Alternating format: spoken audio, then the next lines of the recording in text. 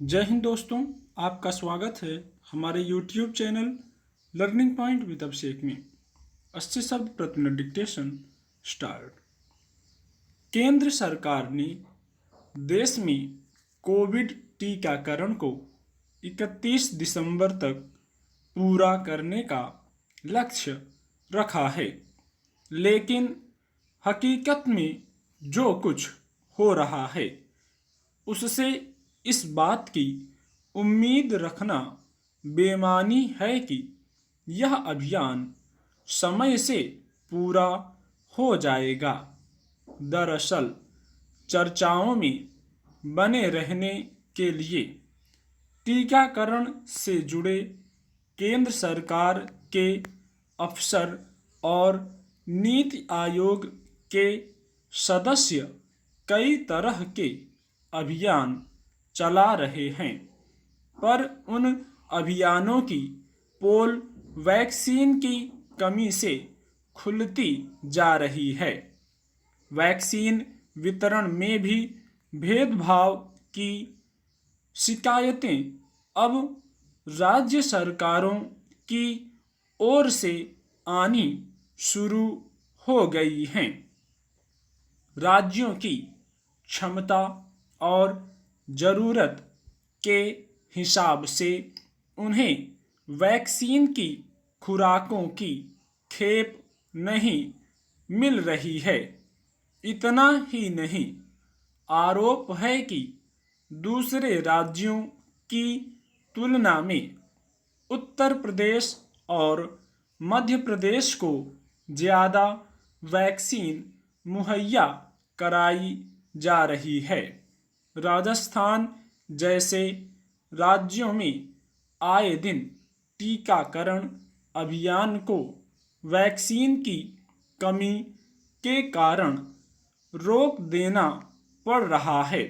इस बात को नज़रअंदाज नहीं करना चाहिए कि विश्व स्वास्थ्य संगठन महामारी से उबरने के लिए बार बार पीपीई किट, जांच किट व दवाओं के साथ वैक्सीन के समान रूप से वितरण पर जोर दे रहा है।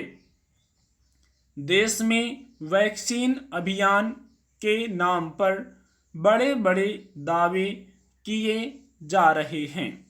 एक दावा यह है कि पहली डोज के तौर पर हमने करीब 20% आबादी को वैक्सीन दे दी है, लेकिन जब हम इसी संख्या को दूसरी डोज के साथ देखते हैं तो आंकड़ा महज 4% के करीब रह जाता है, जो कि दुनिया भर में दूसरे देशों के मुकाबले काफ़ी कम है।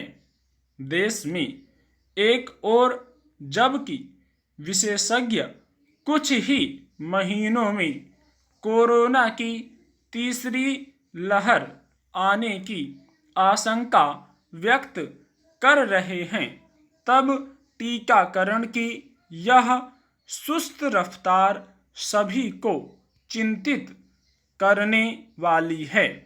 हालांकि इस कमी के पीछे भी जिम्मेदारों के अपने तर्क हैं, लेकिन सवाल यह है कि जब राज्यों ने क्षमता विकसित कर ली है तो फिर उसके लिए निर्बाध आपूर्ति को लेकर केंद्र सरकार की ओर से क्या प्रयास किए जा रहे हैं।